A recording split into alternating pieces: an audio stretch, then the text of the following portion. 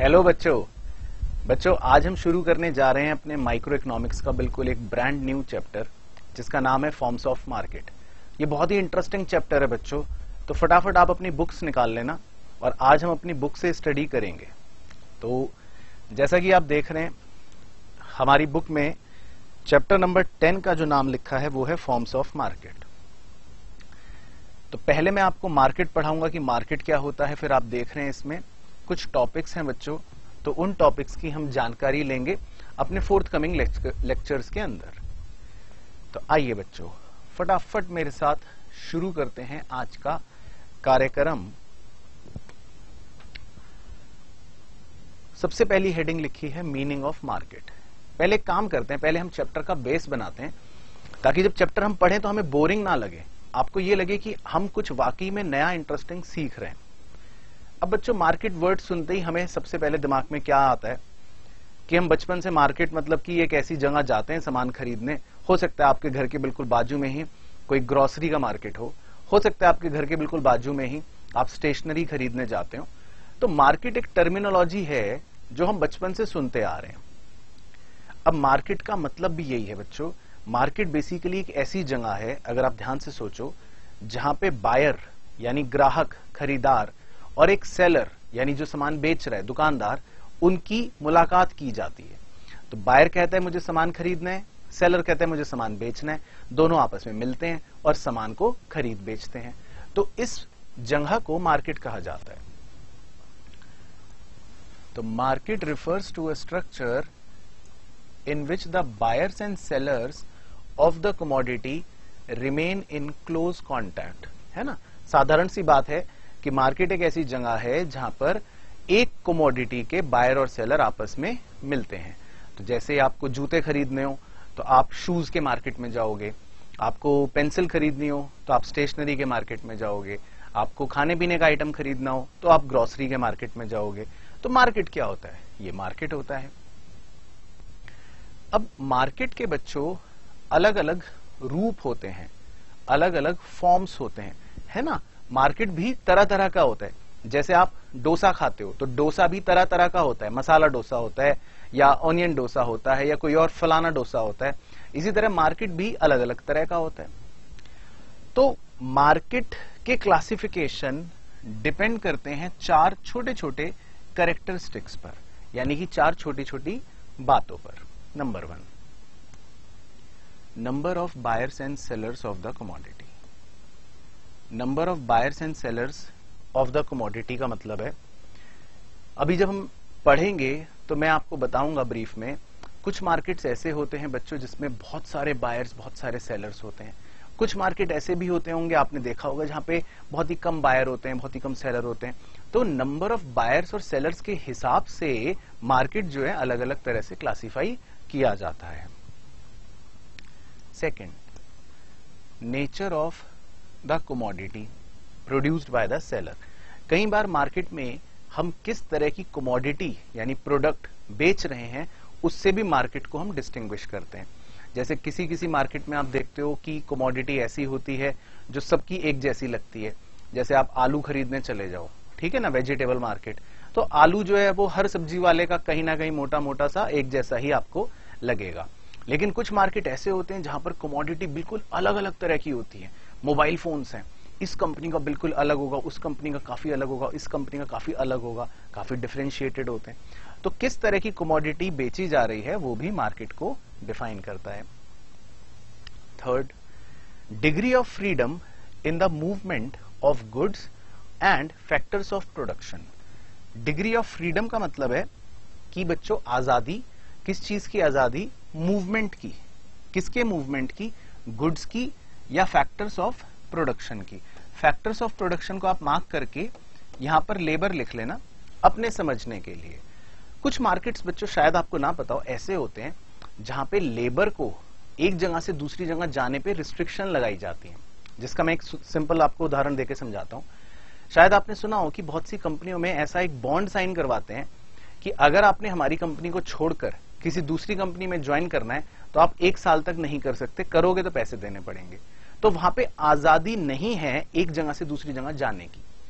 इसी तरह मार्केट्स में भी ऐसे कुछ मार्केट्स होते हैं जहां पे लेबर को एक जगह से दूसरी जगह जाने की आजादी नहीं होती, लेकिन कुछ मार्केट ऐसे होते हैं जहां पे फ्रीली आप एक जगह से दूसरी जगह चेंज कर सकते हो, फ्रीली आप जा सकते हो। लेबर की मैं बात कर रहा हूं। तो इसको बोलते हैं degree of freedom in the movement of goods and factors of production. Similarly same चीज हमारे गुड के लिए भी होती है। बहुत से मार्केट ऐसे होते हैं जहां पे मूवमेंट ऑफ गुड्स बहुत फ्रीली है, मतलब कोई दिक्कत नहीं है, कोई रिस्ट्रिक्शन नहीं है, लेकिन बहुत सी जगह गुड्स के मूवमेंट पर भी रिस्ट्रिक्शन होती है। जैसे मान लेते हैं कोई आप बहुत ही कीमती मेडिसिन लेकर जा रहे हो, बहुत ही कम पाई जाने वाली आप मेडिसिन की बात करो, तो ऐसा नहीं है कि आप उसको फ्रीली मूव कर सकते हो, आपको परमिट्स लेने पड़ेंगे, उसकी पहले से परमिशंस लेनी पड़ती हैं। तो ऐसी कुछ प्रोडक्ट्स हो सकते हैं जहां पर फ्री मूवमेंट ना हो।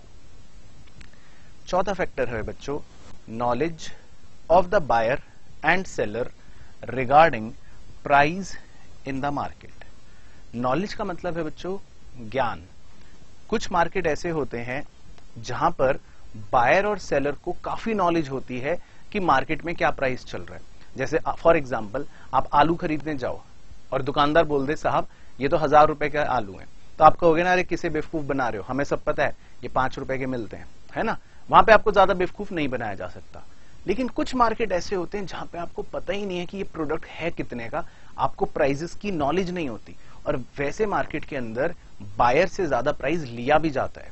जैसे सॉफ्ट ड्रिंक है, आप जो सॉफ्ट ड्रिंक पीते हो बच्चों 10 या 15 रुपए की, वो शायद आपको जानकर हैरानी होगी कि कंपनी की मैन्युफैक्चरिंग कॉस्ट उसकी मात्र 1 रुपए आती है, लेकिन वो चीज आपको बेचते हैं 15 रुपए के अंदर, है ना, क्योंकि सबको ये चीज के बारे में नहीं पता। या ऐसे बहुत से प्रोडक्ट्स हो सकते हैं जिनके प्राइस के बारे में हमें नॉलेज नहीं होती। तो प्राइस के बारे में हमें क्या नॉलेज है बायर और सेलर को, ये भी होता है एक पॉइंट जो मार्केट को डिस्टिंग्विश करता है अलग अलग तरह से। तो अगर हम एग्जाम के हिसाब से देखें, एक छोटा सा 3 नंबर का क्वेश्चन हमसे पूछता है कि मार्केट्स को क्लासिफाई किस बेसिस पर करा जा सकता है। तो आप ये चारों पॉइंट्स बच्चों बुक में मार्क कर लो, ये हमारे इंपॉर्टेंट पॉइंट्स हैं। और आप चाहो तो जिन बच्चों के पास अगर बुक नहीं है, है ना, कई बच्चों के पास हो सकता है बुक ना हो, आप इनको वीडियो पॉज करके अपने रजिस्टर में नोट डाउन कर सकते हो, ठीक है ना। तो ये क्वेश्चन हमसे 3 नंबर में पूछता है जनरली। तो हम कह देंगे कि हमारे बेसिस क्या हैं कि number of buyers and sellers of the commodity, इसके अलावा नेचर ऑफ द कमोडिटी क्या है, इसके अलावा कितनी फ्रीडम है मूवमेंट ऑफ गुड्स या फैक्टर ऑफ प्रोडक्शन की, और चौथा knowledge of buyer and seller regarding the prices in the market. Buyer और सेलर को कितनी नॉलेज है प्राइस के बारे में। तो ये हैं हमारे 4 फैक्टर्स। ओके, तो अब आगे बढ़ते हैं बच्चों। अब मैं आपको मार्केट के फॉर्म्स में लेके चलता हूं जो हमारे कोर्स के अंदर हमें पढ़ने हैं। तो जो आप यहां हेडिंग देख रहे हैं बच्चों, परफेक्ट कंपटीशन या परफेक्ट मार्केट, बस इसको आप मन में बसा लो कि हमारे कोर्स के अंदर या जिस फॉर्म ऑफ मार्केट के बारे में हमें स्टडी करनी है उसे बोलते हैं परफेक्ट कंपटीशन वाला मार्केट। तो परफेक्ट कंपटीशन वाला मार्केट क्या है, मैं जब आपको इसके सारे फीचर्स सिखाऊंगा बच्चों, तो वो फीचर्स समझने के बाद आप इस मीनिंग को अच्छे से समझ जाएंगे। तो मैं 1 बाय 1 आपके साथ डिस्कस करूंगा, आप भी अपनी बुक निकाल लेना और मेरे साथ फटाफट से आ जाओ। फीचर्स ऑफ परफेक्ट मार्केट, ये परफेक्ट मार्केट किसे बोलते हैं। अच्छा, आप वैसे सोचो ये परफेक्ट वर्ड किसे बोला जाता है। परफेक्ट यानी जो बिल्कुल सबसे बेस्ट हो, है ना, उसे परफेक्ट बोलते हैं। अब मार्केट का मतलब क्या है, कंपटीशन का मतलब क्या होता है कि एक मैं भी दुकानदार हूं, एक मेरे बाजू में भी है, एक उसके बाजू में भी है। तो जब कंपटीशन बिल्कुल इतना तगड़ा हो, बहुत ज्यादा हो, जब परफेक्ट हो, ऐसे कंपटीशन का नाम है परफेक्ट मार्केट या परफेक्ट कंपटीशन। तो इसका पहला फीचर जो है वो ये है, इस मार्केट के अंदर very large number of buyers और सेलर्स होते हैं, ठीक है ना। ये इस मार्केट का है feature number 1, very large number of buyers and sellers. अब very large number of buyers and sellers से क्या प्रभाव पड़ रहा है या इसका एग्जैक्ट मीनिंग क्या है मार्केट के रिलेशन में, हम वो समझेंगे। तो पहले मैं आपको समझाता हूं, फिर आप ध्यान से सुनना।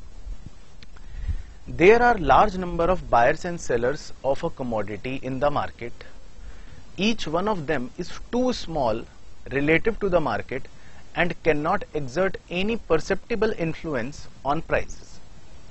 अब इस लाइन का कहने का अर्थ क्या है, ध्यान से मेरी बात सुनना है सब बच्चों को। देखिए बच्चों, मैं एक मार्केट बना देता हूं, मान लेते हैं ये बना दिया मैंने एक मार्केट, ठीक है। और इस मार्केट के अंदर हम कह रहे हैं कि बहुत सारे very large number of sellers होते हैं। सेलर्स मतलब दुकानदार जो सामान बेच रहे हैं, बहुत सारे हैं। ये तो मैंने कम बनाया, आप समझ लो बहुत सारे हैं, लाखों हैं। और very large number of buyers समझ लो, बहुत सारे खरीदार हैं। जैसे आमतौर पर मैं उदाहरण ले रहा हूं, जरूरी नहीं है कि ये ऐसा ही हो हर जगह। जैसे आमतौर पर अगर आप कभी किसी वेजिटेबल मार्केट गए हो, थोड़ा सा इमेजिन करना, कोशिश करना उसे इमेजिन करने की। एक वेजिटेबल मार्केट जो होता है, हम उसका उदाहरण ले लेते हैं अपने समझने के लिए, जहां पे आप देखते हो ना कितने सारे आलू बेचने वाले और मतलब ना जाने कौन कौन सी सब्जी बेचने वाले होते हैं, इतने सारे सेलर्स होते हैं और इतने सारे बायर्स होते हैं, है ना। तो अब इसका इम्प्लीकेशन क्या है, इसका प्रभाव क्या है, ध्यान से सुनना बच्चों।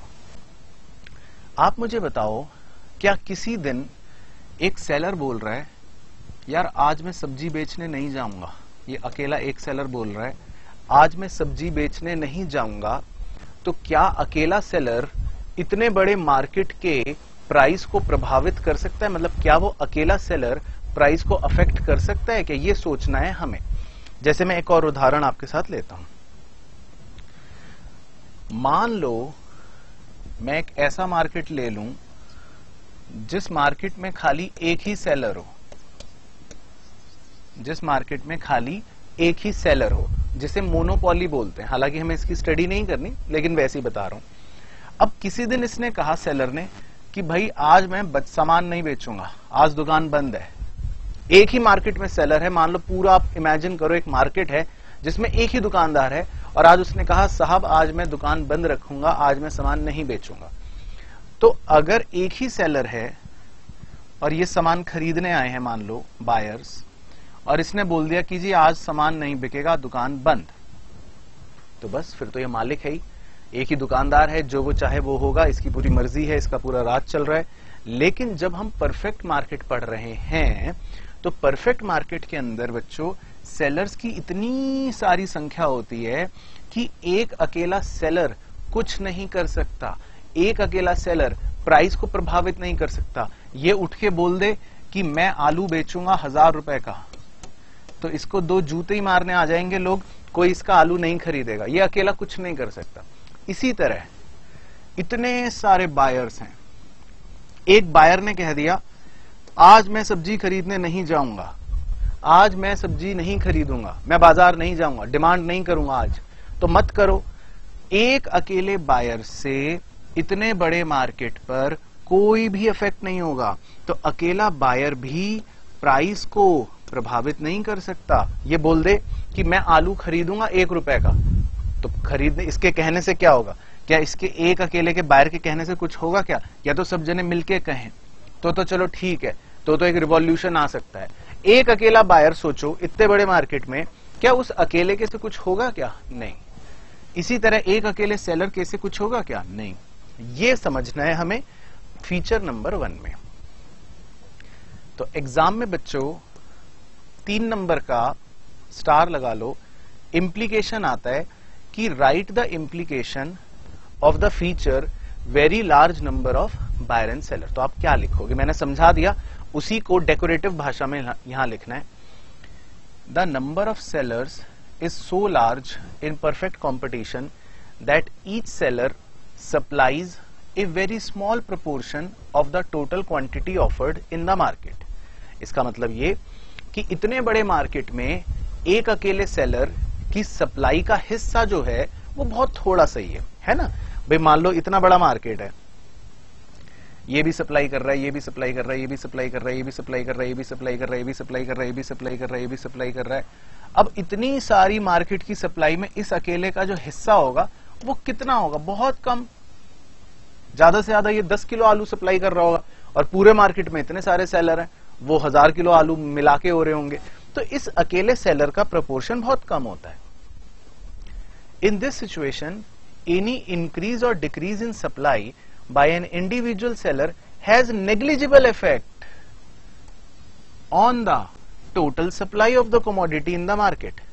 As a result a single seller, ये मुद्दे की बात है, is not in a position to influence the price of the product। इसीलिए सिंगल सेलर, अकेला सेलर मार्केट के प्राइस को प्रभावित नहीं कर सकता, and therefore takes the price of the product as given। तो इसीलिए वो चुपचाप प्रोडक्ट के प्राइस को ले लेता है, मान लेता है, ठीक है भाई मैं इतने में बेचना है, मैं अकेले, मेरे अकेले से क्या होगा भाई, मान लो बाकी सब बेच रहे हैं आलू 10 रुपए का, ये अकेला सोच रहे मैं 1000 का बेचूंगा, तो नहीं हो सकता, ये मुमकिन नहीं हो सकता। अभी आगे और भी रीजन दूंगा क्यों नहीं मुमकिन हो सकता, लेकिन अभी तो इसलिए नहीं हो सकता क्योंकि इतने सारे और भी बेचने वाले हैं, इस अकेले की पुकार कौन सुनेगा। तो ये कहता है चलो ठीक है, मैं कौन सा अकेला बादशाह हूं यहाँ का जो मैं 1000 का बेच लूंगा, तो ये भी चुपचाप मान जाता है कि चलो मैं भी 10 रुपए का ही बेच दूंगा। तो अकेला सेलर जो है वो प्राइस को प्रभावित नहीं कर सकता। Similarly, the number of buyers in perfect competition is so large that the demand of each buyer is very small proportion of the total demand। वही बात, अब ये भी डिमांड कर रहा है, ये भी डिमांड कर रहा है, ये भी डिमांड कर रहा है, ये भी डिमांड कर रहा है, ये भी डिमांड कर रहा है, ये भी डिमांड कर रहा है, ये भी डिमांड कर रहा है, इतने सारे बायर्स डिमांड कर रहे हैं, तो उसमें से एक बायर की डिमांड जो है उसका प्रोपोर्शन बहुत कम है बच्चों। उसको कितने आलू खरीदने, आप कितने आलू खरीदने जाते हो बाजार में, 2 किलो, 5 किलो, 10 किलो खरीद लोगे बस, लेकिन इतने सारे बायर जो 1000 किलो आलू की डिमांड कर रहे हैं, उसके आगे अकेले बायर की डिमांड का प्रोपोर्शन बहुत कम है। अच्छा, under such condition no single buyer shall be able to influence the market price of the commodity by increasing or decreasing its purchase। इसीलिए अकेला बायर मार्केट के प्राइस को अफेक्ट नहीं कर सकता। ये बोले कि मैं तो 1 रुपए का आलू खरीदना चाहता हूं और जबकि आलू है 10 रुपए का, तो इसके अकेले के ये कह देने से 1 रुपए का तो नहीं हो जाएगा ना आलू, ये तो अकेला है बेचारा, या तो सब जने मिलके कहें तो अलग बात है। तो एक अकेला बायर मार्केट के प्राइस को नहीं प्रभावित कर सकते, इससे भगा देंगे, तुम्हें 1 रुपए का खरीदना, जाओ घर जाओ। बात समझ आ गई। तो मुद्दा ये कि इस मार्केट के अंदर बच्चों very large number of buyers और सेलर्स होते हैं, और मुद्दे की चीज, एक अकेला सेलर या एक अकेला बायर मार्केट के प्राइस को प्रभावित नहीं कर सकता, मार्केट के प्राइस को अफेक्ट नहीं कर सकता। ये लिखना है आपको 3 नंबर के अंदर, ठीक है ना। तो ये फीचर समझना भी है, इस मार्केट की खूबसूरती को भी समझो, लर्निंग करो कि हाँ हम कुछ नया सीख रहे हैं, आप परफेक्ट मार्केट के बारे में जान रहे हो, और साथ ही साथ एग्जाम की भी तैयारी हो रही है कि ये फीचर आएगा तो हम ये लिखेंगे। चलो ठीक है सर। अब एक और फीचर सुनाते हैं इसका आपको। ये फीचर तो बहुत ही इंपॉर्टेंट फीचर है बच्चों, बड़ा मजेदार चटपटा फीचर है। इस मार्केट का दूसरा फीचर है होमोजीनियस प्रोडक्ट। अब होमोजीनियस प्रोडक्ट क्या है पहले समझा देता हूं, फिर यहां से आपको सब कुछ दिखाऊंगा। इस मार्केट में जो प्रोडक्ट होता है, ऐसा कहा जाता है कि इस मार्केट में जो प्रोडक्ट होता है, ये इसी मार्केट का फीचर है, वो है होमोजीनियस। होमोजीनियस किसे कहते हैं? होमोजीनियस का अगर आप डिक्शनरी मीनिंग देखोगे तो वो आपको दिखेगा आइडेंटिकल। आइडेंटिकल किसे कहते हैं टेक्निकल टर्म्स में? कि अगर मैं शीशे के आगे खड़ा हो जाऊं तो ये जो आदमी मुझे दिख रहा है वो मैं होमोजीनियस बोल सकता हूं, या उसको मैं आइडेंटिकल बोल सकता हूं। जो हू बहू मेरी तरह हो उसे आइडेंटिकल बोलते हैं। अब हम कह रहे हैं कि इस मार्केट में जो प्रोडक्ट है वो होमोजीनियस है, यानी आइडेंटिकल है। कैसे? ध्यान से सुनना। आप वेजिटेबल मार्केट जाते हो और आलू खरीदने गए, ठीक है, आलू खरीदने गए। इमेजिन करो इतने सारे आलू के ठेले वाले हैं जो आलू बेच रहे हैं, उनका आलू जो होगा सभी का वो बिल्कुल एक जैसा ही होगा। भाई वही भूरे रंग का होगा, हल्के फुल्के उसमें छेद होंगे, मिट्टी लगी होगी और कहीं पर इस तरह का छेद सा होगा और बस वही आलू होगा। ऐसा तो है नहीं ना कि भाई एक कह रहा है कि देखो जी मैं ट्रायंगुलर आलू बेच रहा हूं, एक कह रहा है देखो जी मैं स्क्वायर वाला आलू बेच रहा हूं, ऐसा तो होगा नहीं। आलू बेच रहे हैं सबके आलू एक जैसे ही होने, हाँ थोड़ा बहुत वो ऊपर नीचे कर देंगे अपनी बातों से। तो इस मार्केट के अंदर जो प्रोडक्ट होता है वो प्रोडक्ट आइडेंटिकल होता है। आइडेंटिकल का मतलब कि बिल्कुल एक जैसा होगा, सबके आलू होंगे तो एक जैसे होंगे। ये मार्केट की खूबसूरती है परफेक्ट मार्केट की, कि इसमें सबका प्रोडक्ट क्या होगा, होमोजीनियस होगा। अब इस चीज का इंपैक्ट देखो क्या पड़ता है, ध्यान से सुनना। इस चीज का इंपैक्ट ये पड़ता है कि अगर एक सेलर कह भी दे कि साहब मैं अपना आलू 15 रुपए का बेच रहा हूं, बाकी सब 10 का बेच रहे हैं, तो पता है लोग क्या कहेंगे, अच्छा तेरा आलू जब सेम है बाकी सबकी तरह, जब हम कह रहे हैं कि इस मार्केट में आलू सबका सेम होगा, अगर आलू सेम नहीं है तो इसका मतलब ये मार्केट परफेक्ट ही नहीं होगा। ये परफेक्ट मार्केट की खूबसूरती है कि इसमें प्रोडक्ट आइडेंटिकल ही होंगे, ये ध्यान रखना। तो जब हम कह रहे हैं कि प्रोडक्ट आइडेंटिकल है, भाई इसका आलू इसका आलू इसका आलू इसका आलू सबका एक जैसा आलू है, और वो कह दे कि मैं 15 का बेचूंगा, तो ग्राहक 2 थप्पड़ मारेगा, कहेगा अच्छा तेरे आलू में ऐसा क्या है जब सबके सेम है, परफेक्ट मार्केट है, सबके आलू सेम है, इसका आलू 10 का है, इसका आलू 10 का है, तो तेरा 15 का कैसे हुआ। तो इस मार्केट की मजबूरी ये होती है कि इसमें कोई भी सेलर कम ज्यादा दामों पर बेच ही नहीं सकता सामान, आलू 10 का ही रहेगा सबका, क्योंकि सबके आलू एक जैसे हैं, they are perfect substitutes of each other. मान लो दुकानदार बोले मैं 15 का बेच रहा हूं, तो मैं पता है क्या कहूंगा, मैं कहूंगा अच्छा मुझे रहने दो, हम इसे छोड़ के अगली दुकान पे चले जाएंगे।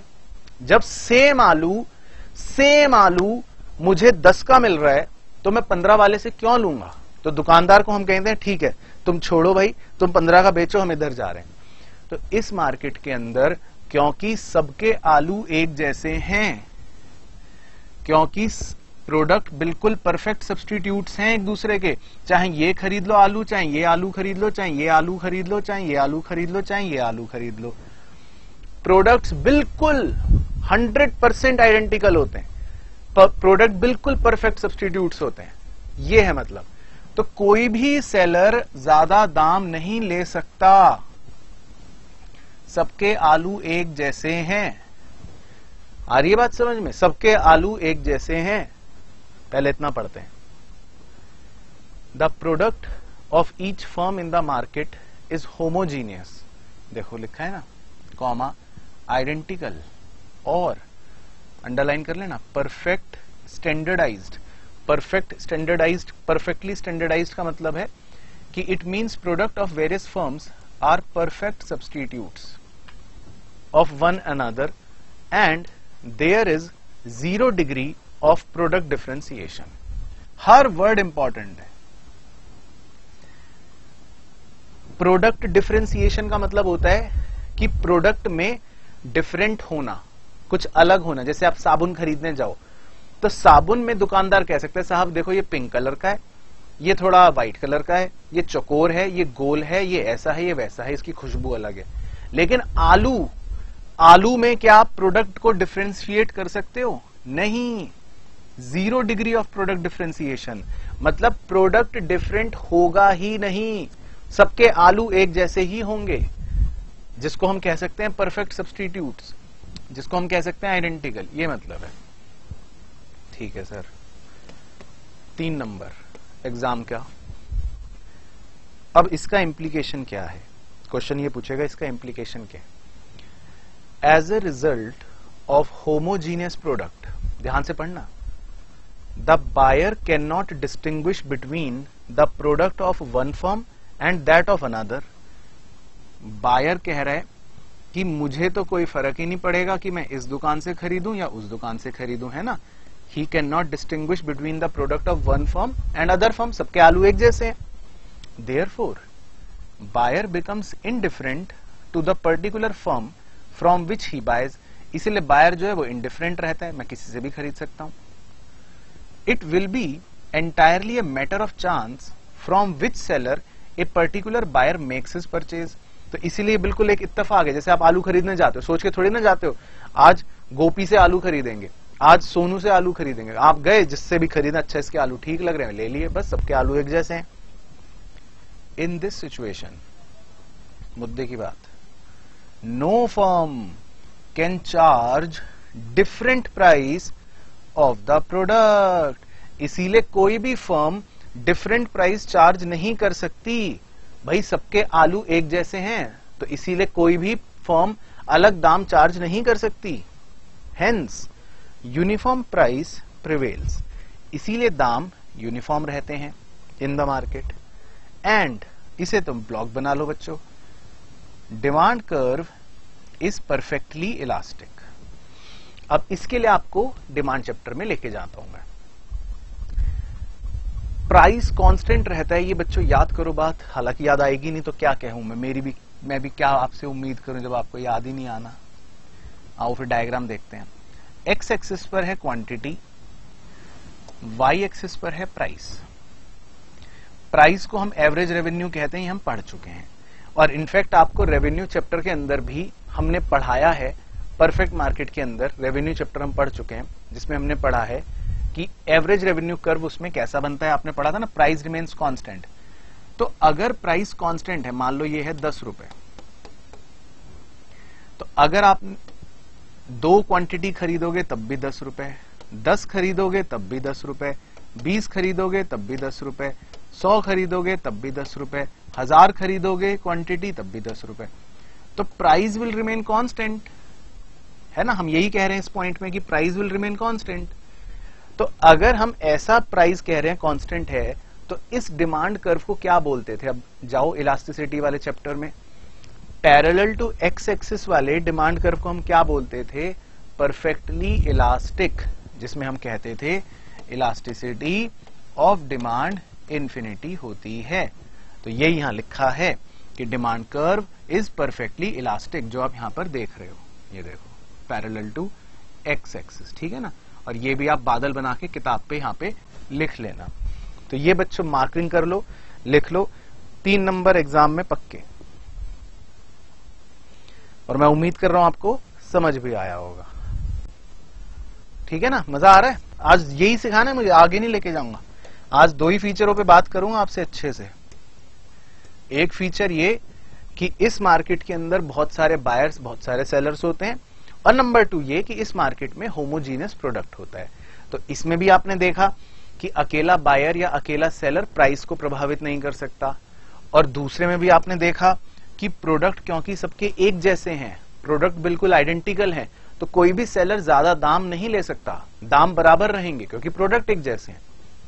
तो अगर मैं आपको मीनिंग पढ़वाऊं क्लास को खत्म करने से पहले, तो अब देखो थोड़ा सा समझ जाओगे आप परफेक्ट कंपटीशन का। A market in which we find perfect competition between large number of buyers and large number of sellers, इतना समझ चुके हो, ऑफ होमोजीनियस प्रोडक्ट्स, इतना समझ चुके हो, एंड यूनिफॉर्म प्राइस एग्जिस्ट, यानी प्राइस जो है सेम रहता है, इतना समझ चुके हो, इज कॉल्ड परफेक्ट कंपटीशन। बस, तो अपने आप आपको डेफिनेशन मिल गई कि एक ऐसा कंपटीशन जहां पर बहुत सारे बायर्स और बहुत सारे सेलर्स हों जो होमोजीनियस प्रोडक्ट्स बेचते हैं और प्राइस भी वहां पर यूनिफॉर्म रहता है, उसे बोलते हैं परफेक्ट कंपटीशन।